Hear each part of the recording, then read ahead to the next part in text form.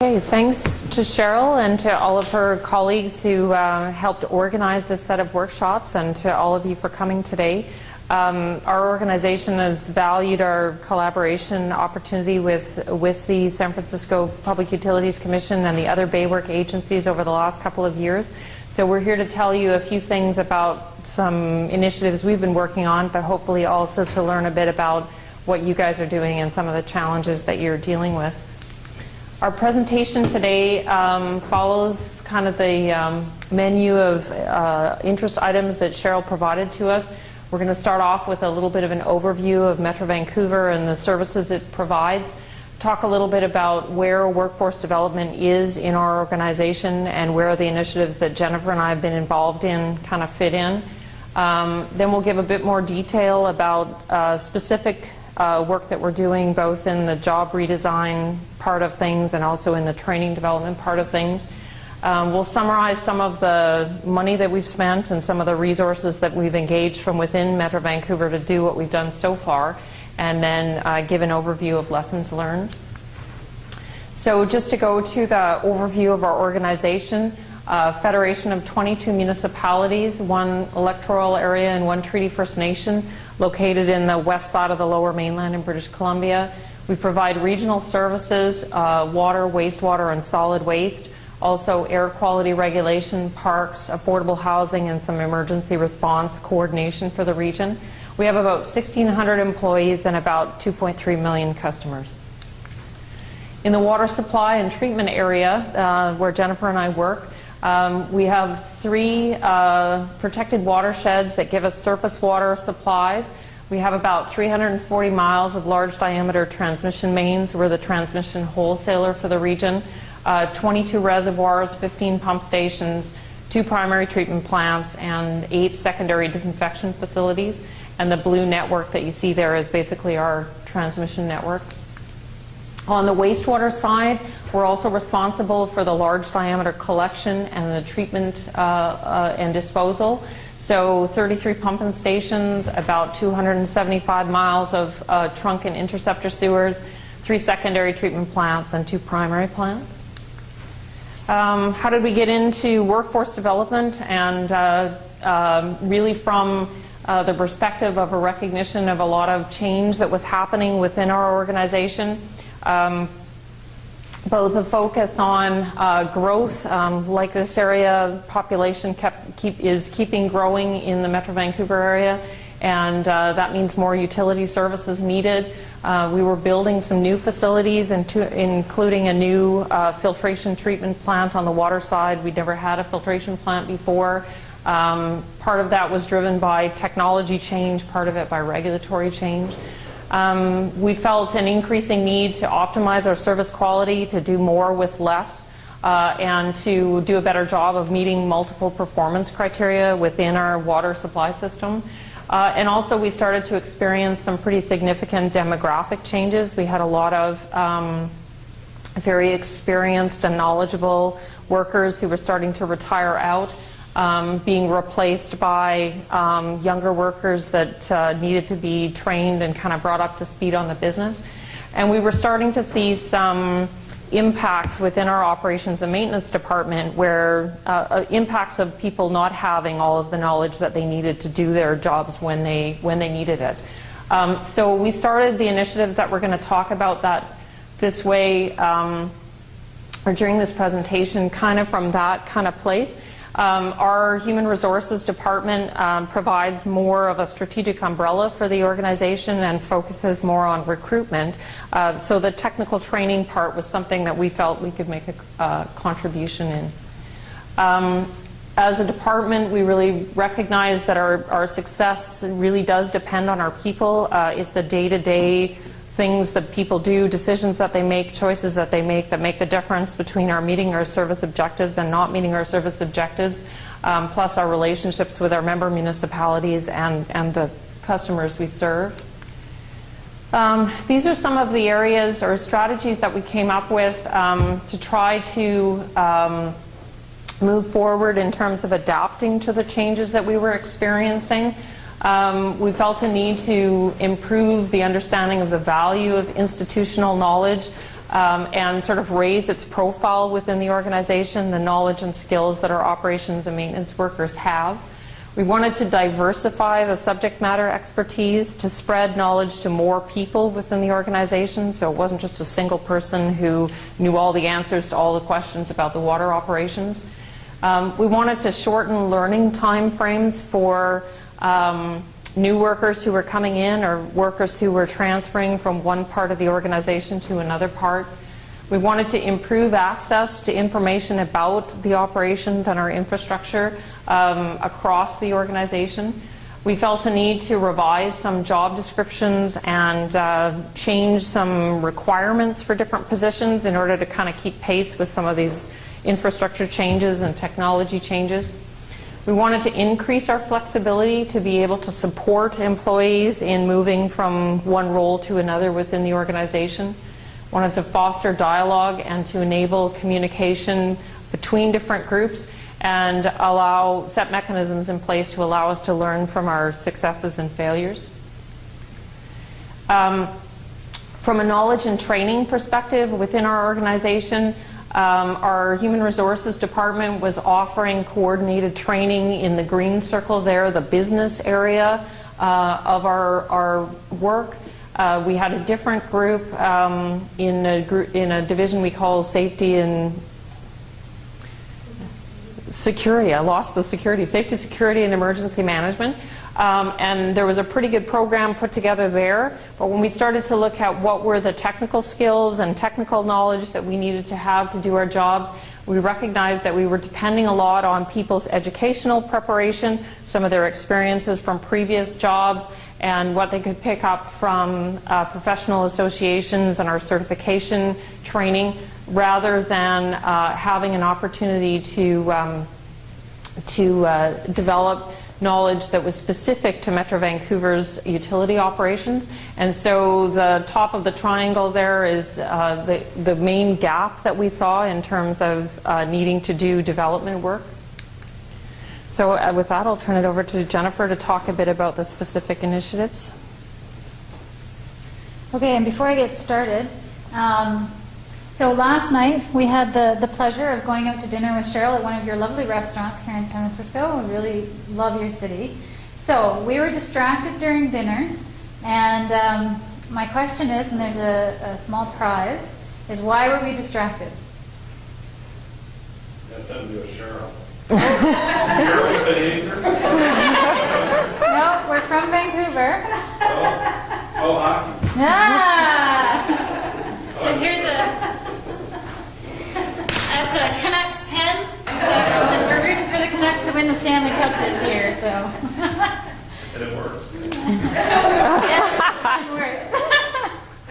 So okay, so what we were doing. So one of the first things we wanted to mention was collaborating and communicating with others. This is actually a quote from Jim McPherson, who is actually giving a presentation at one of these workshops. I believe it's next Tuesday. He's from the Union Sanitary District. And he said at one of the previous workshops, "This is an art. You cannot just do this. You cannot be assigned to do it out of the blue. It is no different from painting. If you never learn to paint, the outcome probably won't look good." And it just really rang true to me, because with technical training programs, it really is a specific skill set and expertise in terms of developing technical training material that people are going to use, and it's going to be useful to them, and they're going to continue to use it, and it's going to be sustainable. We're really good at building and operating and maintaining water and wastewater, and in your guys' case, obviously power systems. But developing training materials is a totally different story. So also in terms of collaborating and communicating with others, we've found that it's been very beneficial to us to partner with consultants, and we've both partnered with them on our job redesign and our work process improvement, as well as with our technical training. We've also found it very beneficial to work with Cheryl and with other individuals here in the San Francisco Bay Area and other utilities in terms of figuring out what they're doing and really working together and figuring out what are the best practices, what can we learn, what can we share.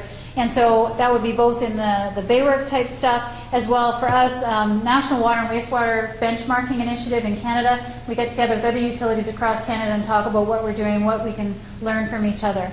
And internal partnerships, absolutely. We're a big organization, as you are, and it is really, really important for us to partner within our organization and learn from each other and really figure out what's going to work well for us, what's the solution that's going to work for us, what have we already done, let's build on that.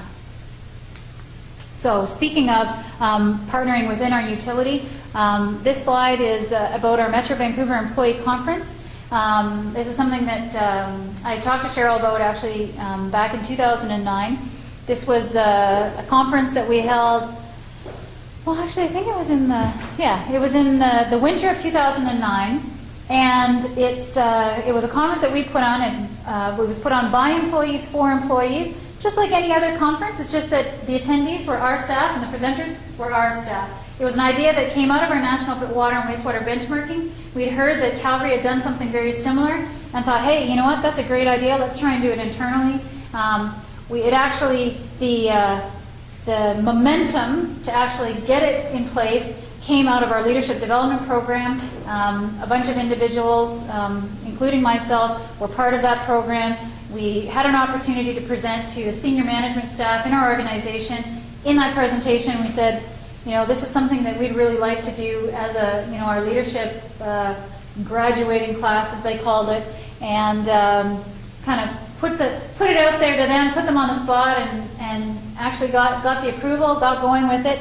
And so we held this conference. It was a 4-day conference. It included keynote speakers. We had technical transfer sessions. We had an exhibition hall. We had tours. We had a wrap-up event. It was a very successful event. Now I'm going to pass it back to Sharon.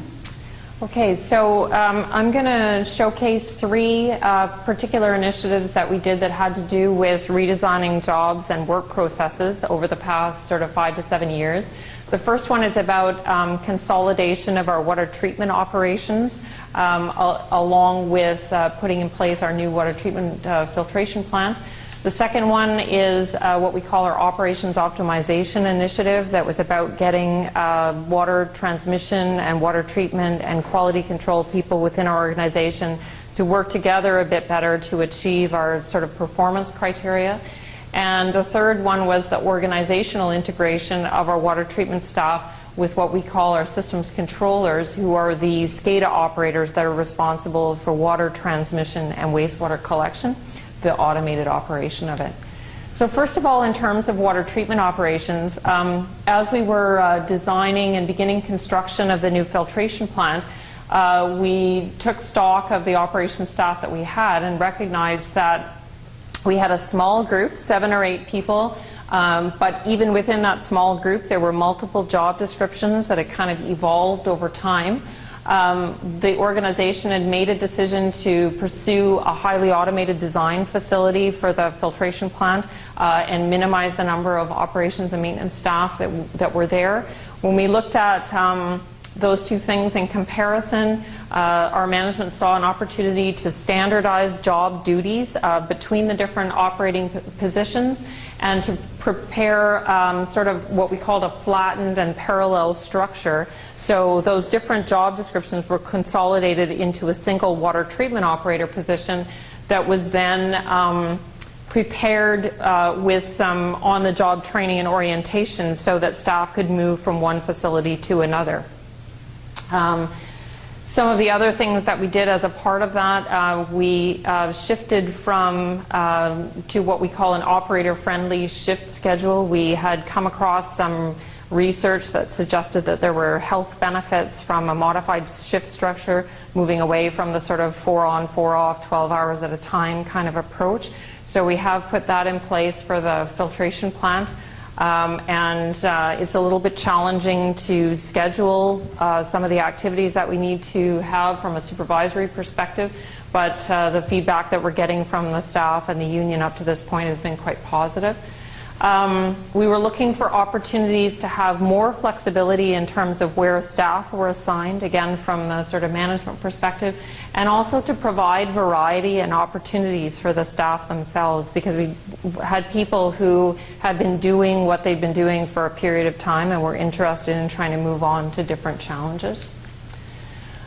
With respect to the operations optimization, this is another situation where we partnered with a consultant around opportunities to make our operations more efficient and to be more effective at achieving multiple performance criteria.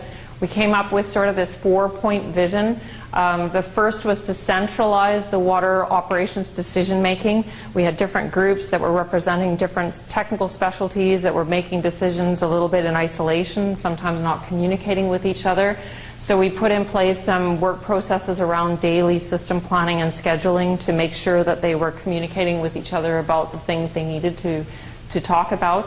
One of the things that we did as a part of that is reviewed where things were with those SCADA operators or system controllers, recognized that we needed to provide them with some additional training and a bit more empowerment to be able to make the decisions they needed to make. We also developed some decision support technologies to help take information from our SCADA system and our laboratory management, information management system, and to help us detect patterns in the data and look towards being able to predict a bit what might be expected to happen under certain scenarios. And one piece that we're still working on is trying to increase the level of automated control within the supply system itself. So this is just a showcase of our system planning and scheduling team. So we put together this group using existing staff to bring together water supply and treatment engineers, water quality scientists from our quality control division, field operations supervisors, the control system operators themselves, and our watershed management staff. And what they do is they have a sort of standard agenda, weekly meeting, produce a daily system operating plan, and have kind of daily conference calls through the work week as necessary. And they also provide a focus for operational incident response when things don't turn out the way they're supposed to. Another process that we formalized was what we call our maintenance and construction scheduling. And here's a situation where we had different groups within engineering, the maintenance department, sometimes member municipalities, wanting to either do maintenance on the system or have tie-ins to live infrastructure. And we needed a mechanism to better coordinate all those different activities so that we could be able to ensure that we would still meet our water supply objectives while facilitating as much as we could this kind of activity going forward. And this was particularly challenging for us because we were facing a 5-year period of pretty intense construction in the water supply system, so there was a lot of activity going on. Looking at the operator training portion of it, part of what we recognized was that we wanted to reprofile the job description for this group, and in order to be able to do that, we need to have some individualized training and development for the existing staff. We got into a circumstance where in a 12-month period in 2005, we lost 3 out of 8 people that worked in this group, and each one of those 3 had more than 25 years of experience with the organization. And they were being replaced with people who were good at computers but didn't necessarily have the knowledge of Metro Vancouver's infrastructure to be able to make them effective right away. We needed to, at the same time, we were also replacing our SCADA platform, so there was a lot of training that needed to happen around that. We were making things look quite different than they'd looked before, which certainly had some bumps as we went along. And one of the things that we recognized was, for this group, was a lack of formalized procedures and the opportunity to have a better technical training system for this group. With respect to the integration, the system control function joined the water treatment division in 2007, around the same time that the reprofiling of the job description was taking place. And what we're trying to work towards right now is a model that we've seen at other utilities where control of the treatment plant and control of the transmission system take place in the same location at at the treatment facility using the same control system platform. And so what we're looking towards is how do we over time cross-train these two staff groups that used to work relatively independently, so that our longer term goal is to have a single group that we can deploy to either function, just based on where they come up in the shift rotation, rather than having them kind of work separately. There's been lots of challenges with that in terms of consulting with the union about the changes in people's job responsibilities, trying to put together a training and transition process that we can handle with the scheduling that we have and also with the staffing levels that we have. It seems like every time we're about to take another step forward in terms of cross-training, we have a few more people leave, and then we have to kind of fill those vacancies and scramble around before we can move forward with this. We just have to persevere. Challenges around certification and cross-qualifications for that.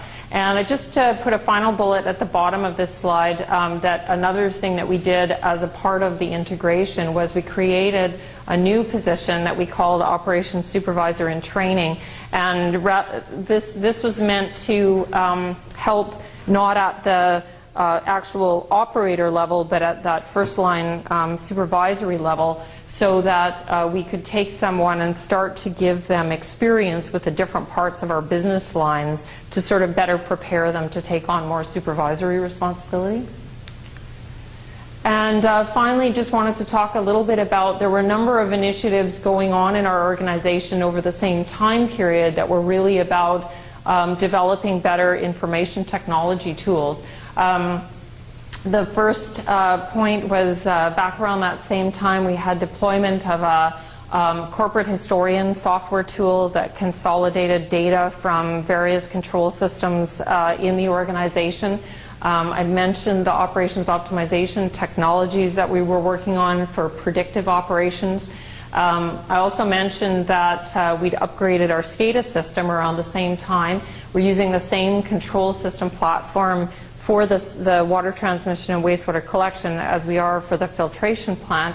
And there's a project underway to, in conjunction with another water treatment upgrade at our other treatment plant, to bring that same platform into that plant. More recently, they've started to develop a utility gateway for the plant and field staff, which is an organized portal to technical information that they might need to access during their jobs, to make that easier for them. And finally, we have something that's called Operator Suite, that's a learning management system that allows us to track who's completing what in terms of training, and also to, it also is the platform under which we deliver some web-based training. And with that, it's Jennifer's turn again. So what you see here is actually, it's one of the animations in our web-based training materials. And so in the next number of slides, I'm just going to go through a case study going over the technical training program that we developed for our new Seymour Capilano filtration plant. And also I'm going to get into a little bit the expansion of using the model that we use for the technical training program at the filtration plant, and how we're expanding that across our entire operations and maintenance department. So for our wastewater treatment plant staff, for our watershed management, for our water supply and wastewater collection staff, and quality control in our maintenance group.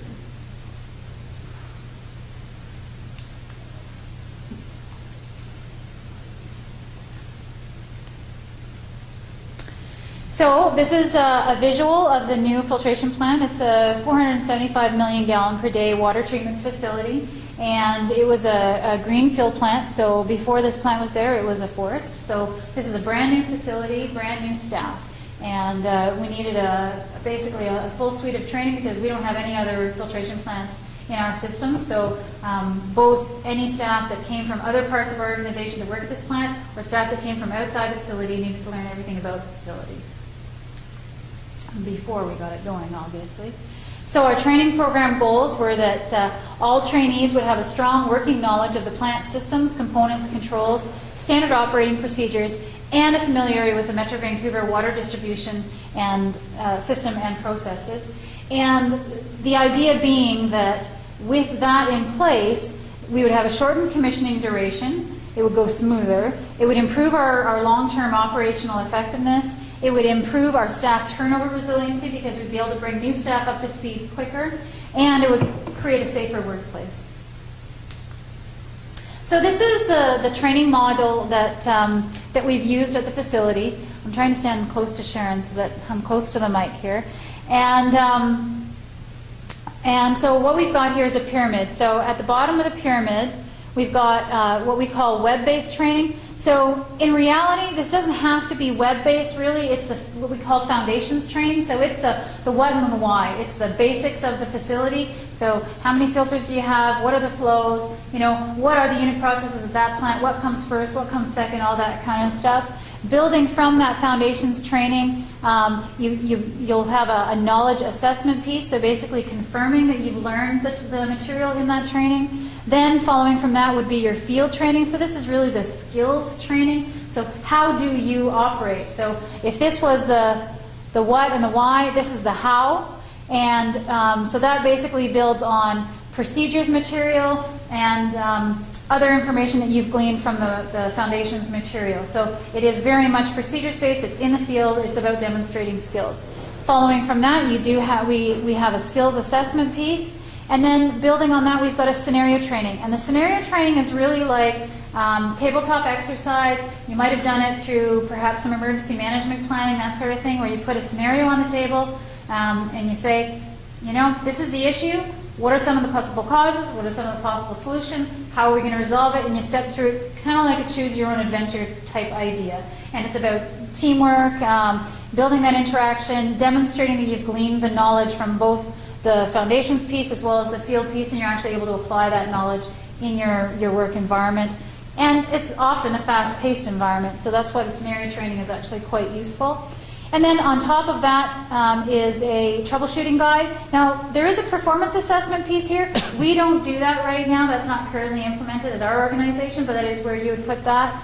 Then there's the troubleshooting guides. So that's essentially something, you know, you're operating the facility. The troubleshooting guides provide you with information on, okay, I'm encountering this problem. What are some of the possible causes? What are some of the possible solutions? That sort of thing. It's a live database. You can update it as the plant goes through its life cycle. Obviously, you need to have a variety of different reference resource materials to build all these different types of training. Some of the key things really are your equipment list, your drawings, your process narratives, you know, obviously some of your equipment O&M manuals. That's going to feed all the information in that you can distill down into the useful and practical training materials. And ongoing support and maintenance. It's just like any other type of system or program that you've got in place. Things change over time. It needs to be supported.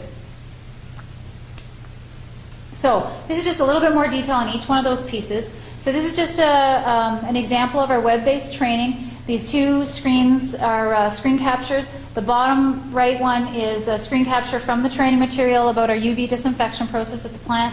The top screen is actually the initial screen that you go into. It lists the training material that you've been assigned, and you just basically click on those and it launches the online web-based training module. So the web-based training, again, is about the process and facility basics. It's accessible from any computer with intranet access. It's not dependent on trainer or staff scheduling. The whole idea here was that you're freeing up some of that, those subject matter experts to do their job. Basically, you know, you can get people, some of your new people, you know, up that learning curve quickly using the web-based training. And it provides reference material after the training is complete. So after they've completed a training module, they can go back in and let's say they forgot if the flow meter was installed above or upstream or downstream of the filter, they can just go back into the training material and figure it out because this material is accessible to them after as reference material. Field training, I mentioned it before. It is based on the operations procedures. It provides a structural framework for performance-based training in the field. Now, I say performance-based training. For us, it's really about demonstrating that you've got the competency to do your job. So you've basically learned how to do those procedures and you're demonstrating you know how to do those procedures. Structural framework is that it's a comprehensive list of all the things that you need to know how to do. So it's very much like what people tend to do now on an informal basis, but it formalizes a bit so that you know you don't have that scenario where oh, well, this guy's been here for 10 years, but this never broke, so we never taught them how to fix it. It's actually got the list, it's all there, so you can say, you know what, we need to make sure that we cover everything here over this person's training period, and there are no gaps or things that we've missed along the way. So it just provides that structural basis for that. It's intended to simulate actual performance under typical working conditions. The field training really is geared more towards the way that a lot of operations staff learn, which is hands-on in the field, looking at it, working on it. So the next piece is the scenario training. As I mentioned before, it really is about sitting together. It can be in a classroom, it can be in the field. It's intended for like a 3 to 5 person group environment so that you're able to have that dialogue, that teamwork, that communication, that sort of thing. You're applying your knowledge, you're applying your skills, you're applying your ability to find the information, show where that material is. And the scenarios also, they're designed, the template that we've used and the format that we've used is that if something goes wrong at the plant with one crew, they can actually document that and create a new scenario so that the other crews can run through it and actually learn from that experience that the other crew had. Troubleshooting guides, as I mentioned before, it's a live troubleshooting database and it's searchable by a variety of different things. And there's certain individuals that have access so that they can update this material, add new material, that sort of thing. And assessments, really important for us that we have people demonstrating that they've learned the material and that we have a record of that material so that, for us as an organization, it's really important that we can say, you know what, our staff know their stuff and we can show you, we've got a record of that. It's for the web-based and the field training, it's a formal review. It's online and it's registered in the learning management system, our operator suite system. For the classroom training, it's a much more informal environment. It really is about the learning in the classroom and just demonstrating knowledge. So moving on to the utility systems and our departmental competency-based technical training program, I'm just going to run through how we're going about implementing this program and expanding it across our department. So there's 4 questions that you need to ask yourself or you need to work through as you're developing a technical training program. And these are pretty universal. It applies whether or not you're talking about kids that are in elementary school or somebody that's doing an advanced degree somewhere. And really they are, what skills and knowledge does the person need to do their job or to complete that degree or diploma or whatever. So for us it's to do their jobs. How are they learning what they need to know? So what do we have in place to get them that information or to learn that material? How do we know they know? So how are they demonstrating that? How are we doing that assessment? And how do we manage changes in what they need to know? Because knowledge changes over time, people change over time, our needs change over time, and our priorities change over time. So for each of these questions, in terms of what skills and knowledge do our staff need to do their jobs, well, for us, that's about creating a competency inventory for each job. I know that's a bit, jargony, but really what that is putting together a list of the things that people do in their work. So we call that a task identification or a competency inventory. So what are all the different procedures that people do? What are all the different decisions that people make? So what is the knowledge that people need to have to do their jobs? And, what kind of experience is needed? Then how are they learning what they need to know? So what kind of materials are in place and what kind of systems are in place to get people that knowledge? So how are they learning that? What does that learning look like?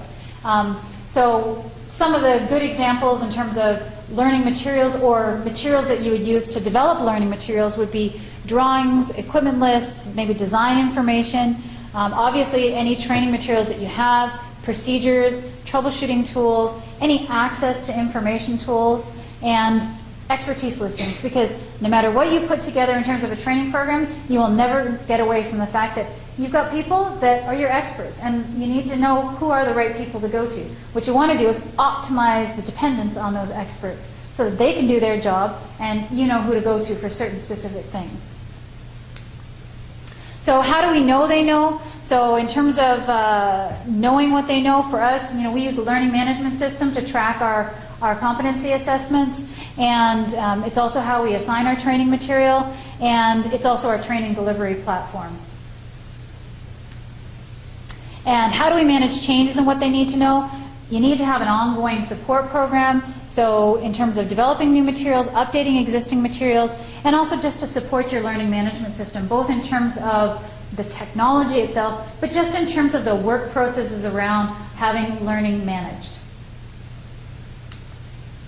So for our utility systems group, as well as for our departmental approach, one of the first things that we're doing is a formal competency mapping. And in terms of the competency mapping, we're basically sitting together in a workshop format with our subject matter experts so that people from the field, from the plants, our management staff, sitting in a room and basically throwing up sticky notes on the wall to identify what are all the things that you do in a typical day, putting them all down, documenting them, categorizing them by a variety of different categories. We're actually using the AWWA and Water Environment Federation water sector competency model. So again, it's another pyramid.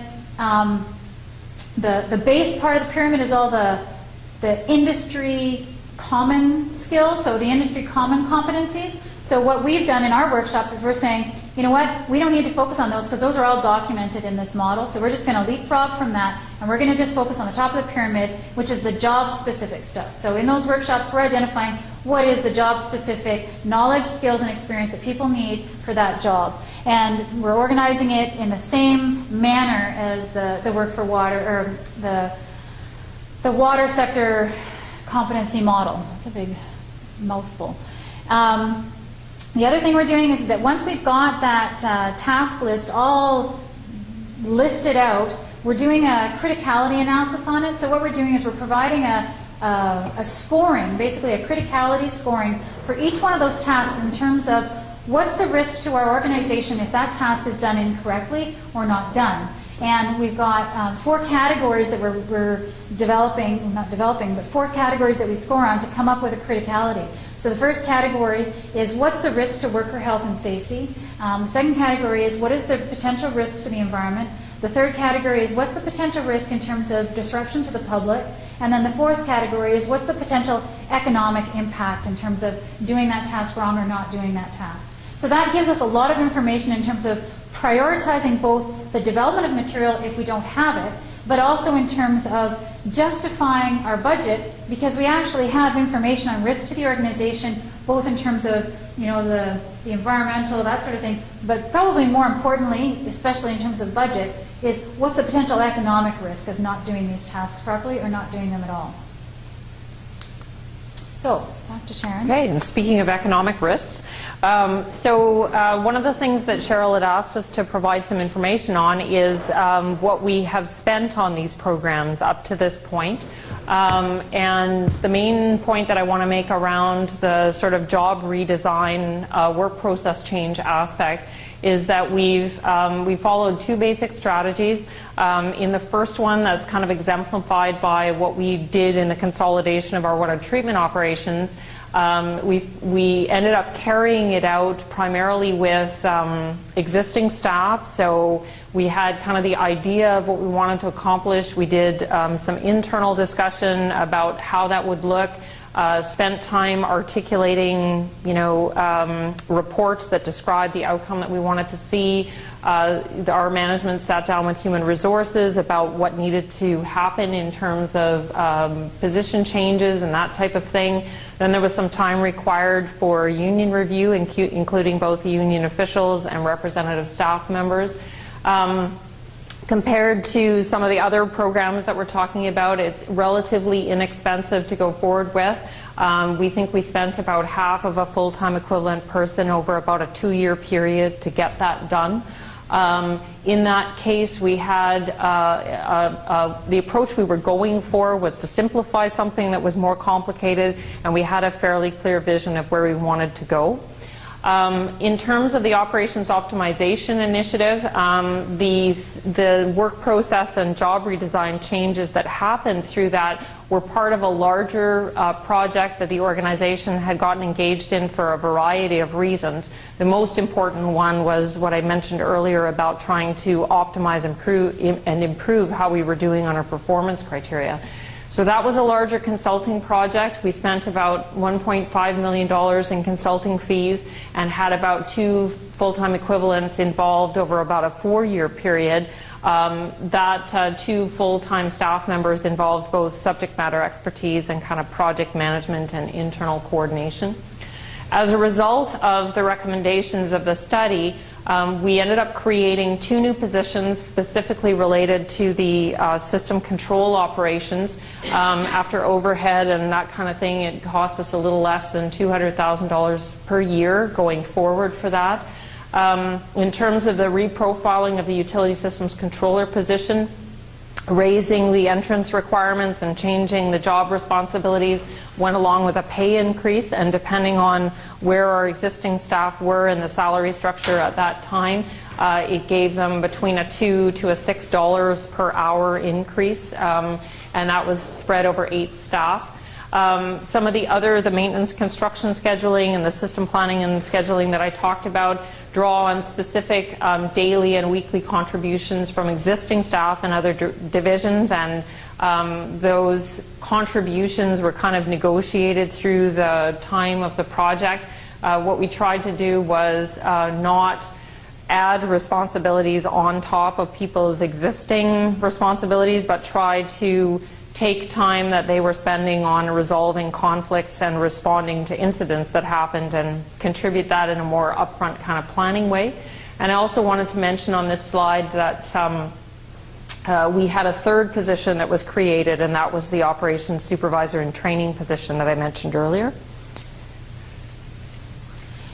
So on the technical training program, this is a quote from a fellow named Jerry Stevens. He's with a consulting firm in the Okanagan area of British Columbia, AECOM, and he gave this presentation at one of our water and wastewater industry conferences.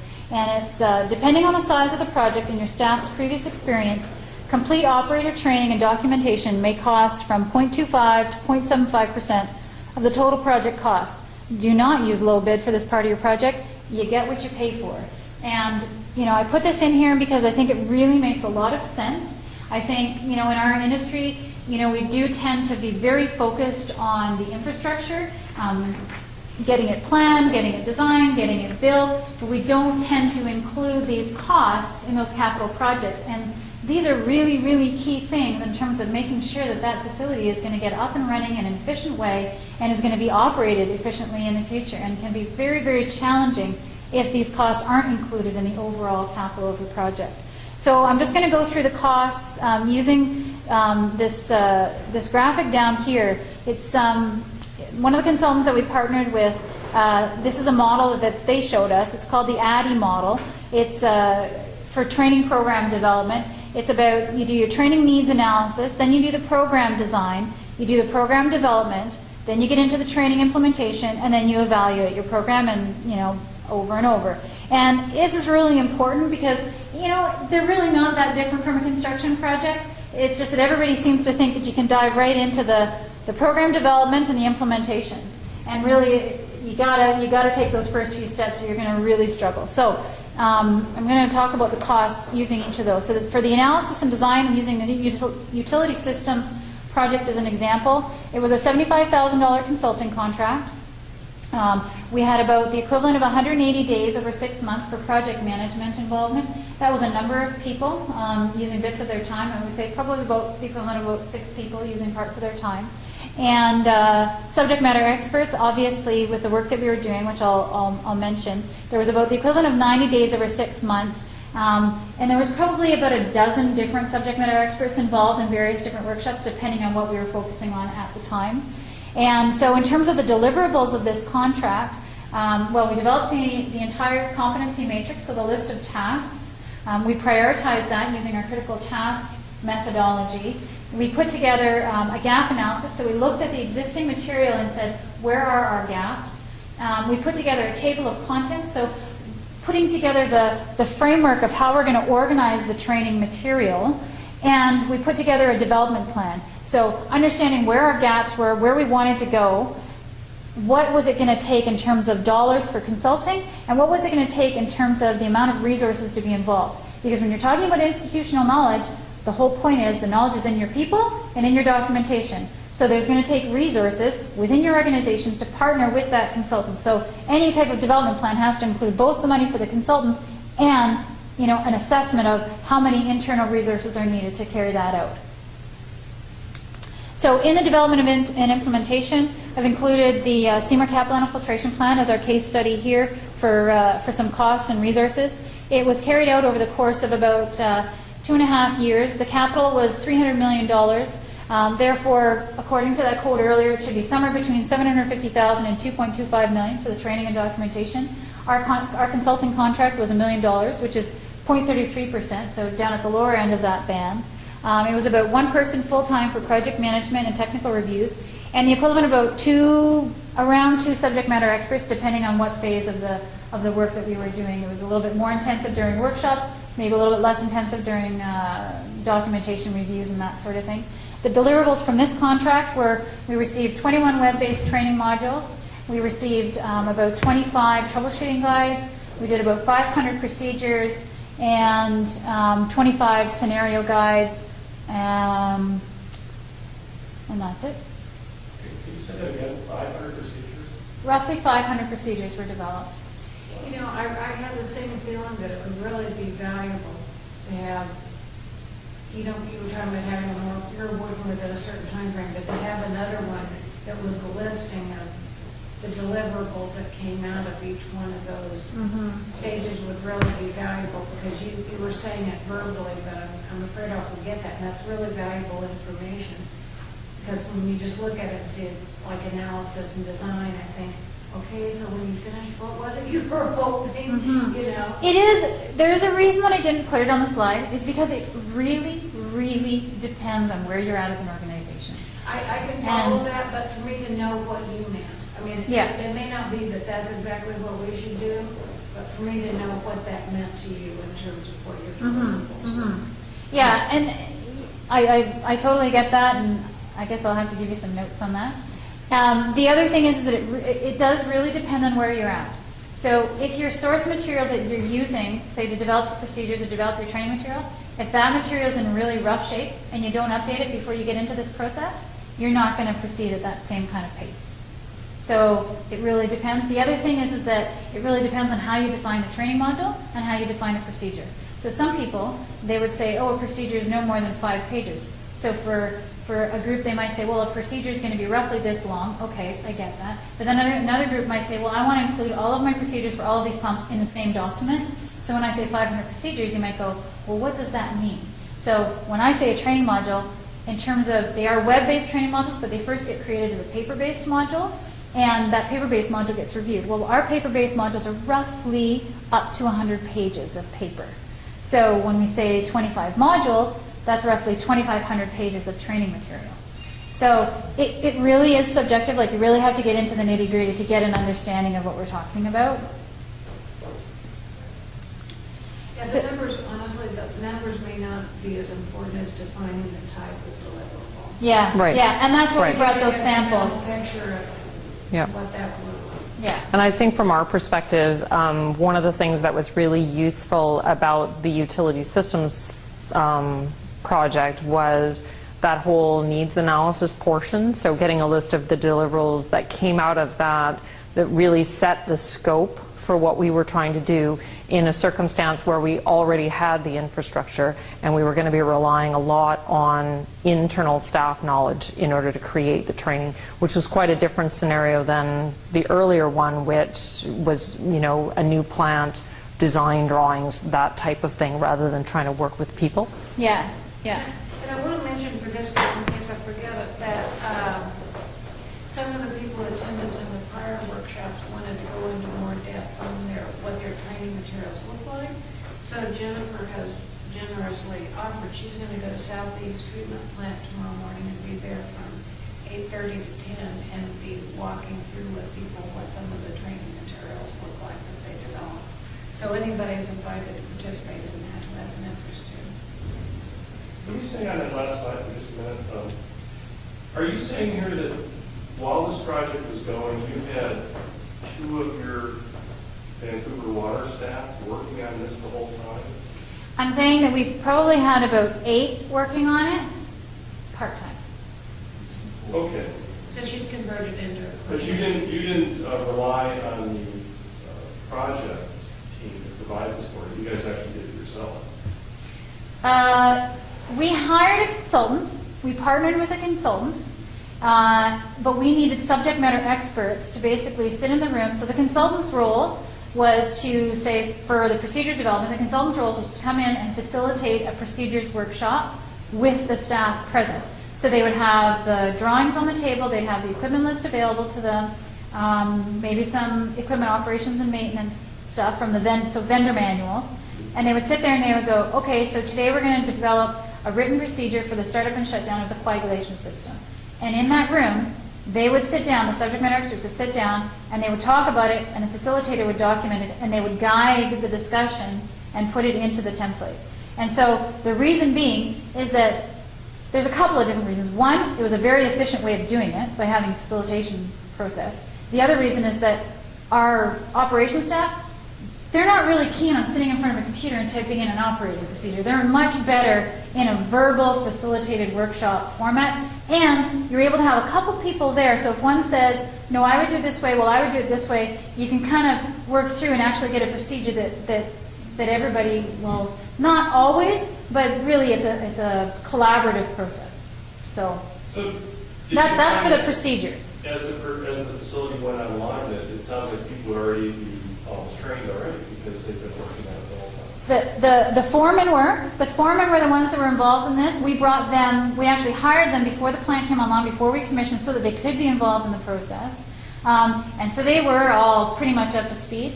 It was all the operators that ended up, the people that basically worked with them on their crews, that ended up going through the training program, and anybody else that basically after the plant's up and running, any turnover, that sort of thing, all of our maintenance staff went through it, all of our lab staff went through it, any consultants that we bring to the facility or contractors we bring to the facility, if we want to get them up to speed on a certain area of process of the plant, they go through it.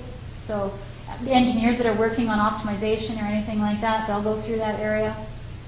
Part of it was the hydraulics of the system there, and how the filtration plant was put together meant that we needed, as soon as we started producing water almost, we needed to be able to put that water into the system. So operations led a lot of that activity, even when some of the individual systems weren't kind of fully commissioned. So it definitely was necessary for us to have that advanced preparation in that case. I think we took the care because we recognized early on in the process that we really didn't have enough experience with that type of treatment plant to be able to kind of do it another way. So, and then to answer your question for the web-based training materials, what we did is we pulled together all the material that we had, so our drawings, our process narratives, our equipment list, all that information.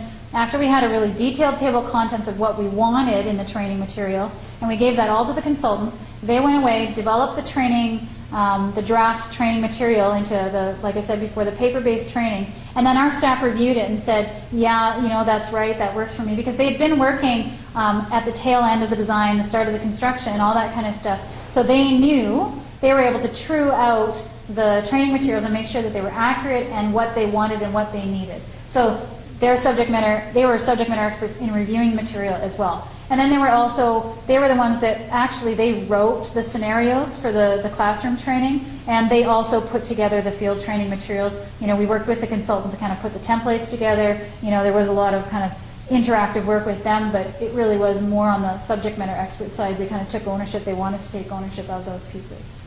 So. In the evaluation, ongoing support and maintenance, I don't have numbers up here and I don't have resource estimates up here. The reason being is that right now, as with many utilities, we're understaffed, and right now we don't have anybody that's specifically dedicated to managing our technical training system. So this is something that we're working towards in terms of developing a model that's sustainable. It's something that I'm really interested in having a look at the Colorado Springs presentation. I think they've got a very interesting model. I think it's something that we definitely want to look at as something that we could definitely learn from. And for us right now, we've got this learning system for our water treatment staff, and we're growing it to the rest of our operations and maintenance department. So now that we've got that momentum and we're building it and we're growing it, it's bigger than we can handle within just our division. So now we've actually got that drive, and I think we've got the legs to actually look at something that is more sustainable and probably more centralized. It might be a distributed model in terms of support, but probably a more centralized model will work. Onto the employee conference. It says there it was under 15,000. It probably was under 10,000. Really, that money was spent on, we did pay a little bit of money to bring in keynote speakers for the conference.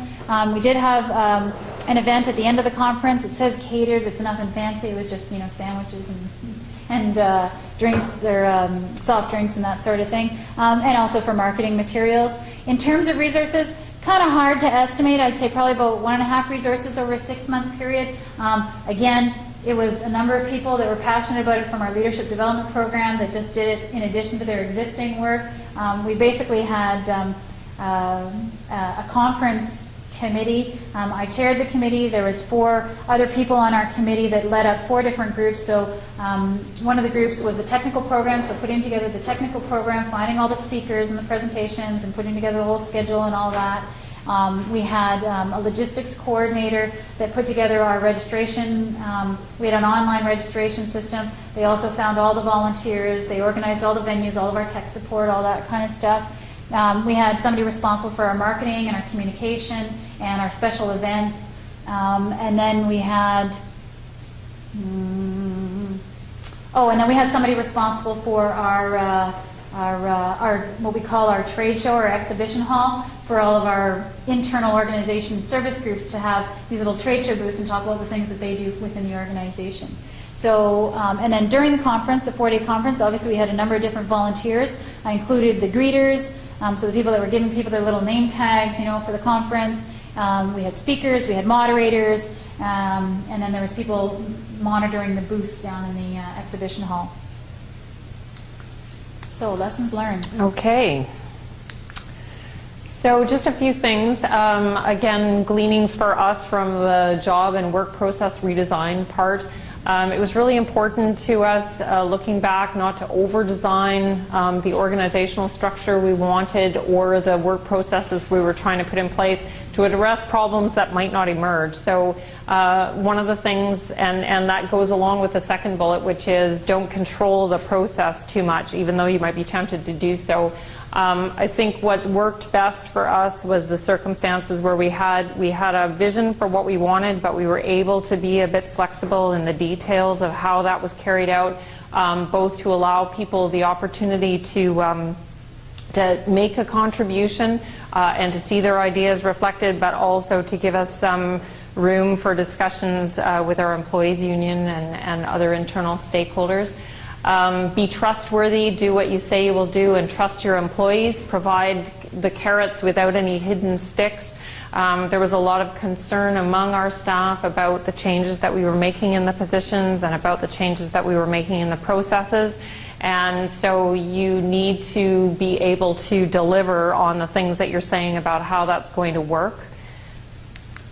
Actively manage the transition to prevent negative consequences. I think it's too easy sometimes to develop what you think is a great plan and kind of put it out there and communicate about it a few times and not to stay with it long enough to deal with some of the inevitable bumps and obstacles that you experience along the way. So needing to stay involved in that, not to get too discouraged with the fact that changes that you want to make tend to take years rather than months. One of the things that we learned from the operations optimization was focus on the people first and the technology second. We went into the project really looking for technology design and kind of systems design.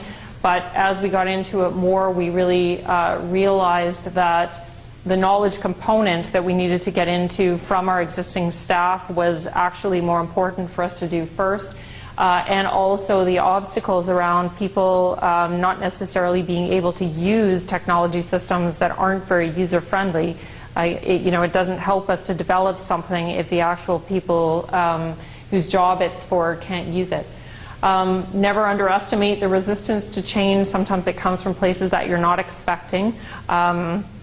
In this case, we, with a specific job design where we were trying to give more autonomy and more responsibility and more pay to the controllers, it was less about their resistance to that change than it was about their supervisor's resistance to that change.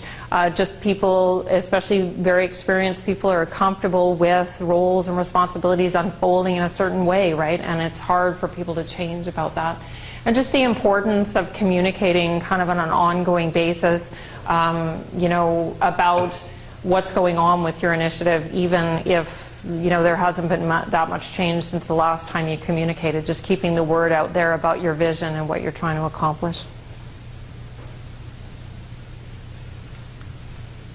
So in terms of the technical training, some of the lessons learned for us, and I think it's lessons learned, it's also just best practice really, is know your audience, so know your learners, understand what their base skills and knowledge are, and understand what the target is, and that does speak back to your competency framework. So what are you trying to accomplish with that? And make sure that it's absolutely targeted to what they do. So consider different learning and teaching styles and needs.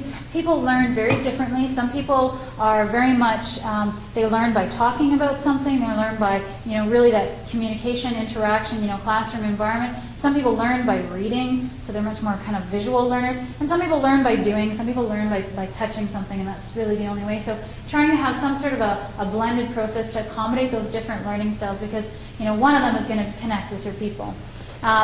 Really make sure that you understand what are their IT skills. Is there some challenges or some barriers that you're going to have to overcome in terms of IT skills, especially if you're looking at some web-based training, that sort of thing. And even for your learning management system, if you're expecting your supervisors to track their learning through a learning management system, make sure that they understand how to use that and they've got the IT skills to do that. And then access. For us, it's really important to make sure our field staff and our plant staff aren't all assigned a computer. So we need to make sure that we've got the venues so that they can actually get onto a computer and do that web-based training when they need to do it. Or maybe make it mobile, moving forward into the future, obviously.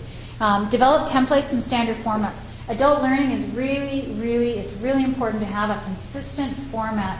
They learn very much by looking in the same place for the same things. So if you can come up with some good formats for your procedures, for your web-based learning, have the same thing in the same place. If they want to learn about the theory, they know that they can go here. If they want to learn about something else, they know that they go here. And they're going to go back to that if they can find it easily each time. Evaluation, really this is about how do you assess the success of it and how do you move forward and justify more work on your learning management system or continued support for your learning management system. So for us, some of the things that we've done is we've done some pre-testing. Just randomly, somebody will be about to go do some training. We'll say we want you to do the review before you do the training, so that when you do the review after, we can compare the scores and we can actually say, look, there's actually a differential. The training actually made a difference. Inverse return on investment. So this is where you kind of go, okay, so we know that there's an economic risk related to not doing this procedure correctly. So if that procedure is done wrong, it could cost us upwards of, $250,000 or $1 million or something like that. So saying, if we don't go and develop this procedure, these are the risks that we're exposed to, as opposed to saying, we're going to save this much money by having our people trained. Much harder proposition to quantify.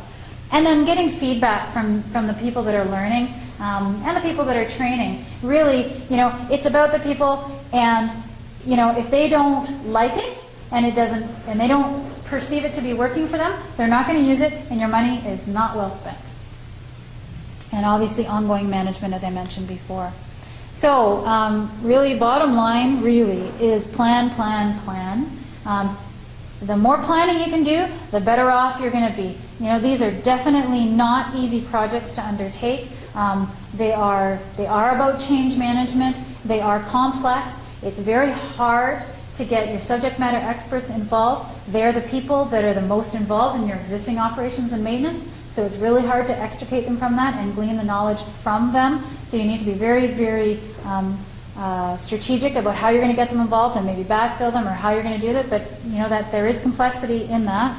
And they've got a way of learning right now and teaching right now, and so that is change for them, so that can be quite difficult. So including your stakeholders in the scoping and in the development is absolutely key. Do your gap analysis. Consider your technical limitations. Perhaps you can't do video streaming of something, so don't include that in your training. Reference materials availability. I mentioned that earlier when we were talking about numbers of deliverables. This is really quite key.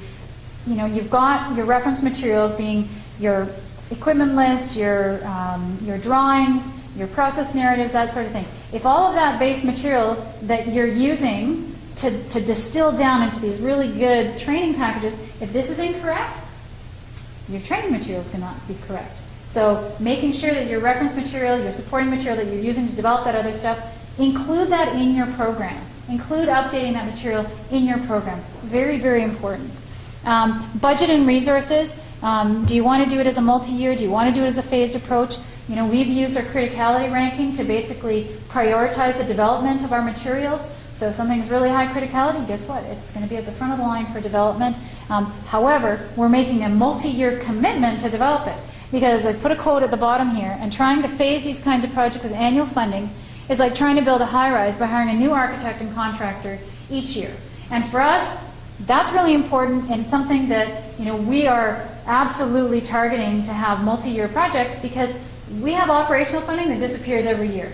So for us, it's really important to get a multi-year commitment because you just can't build it on a year-to-year budget that might get cut one year and then given back the next year and that sort of thing. It just isn't doable, especially if you're outsourcing to a consultant. If you're going to hire internal resources, well, then you can pace it however you like. That person may become really busy and then not busy.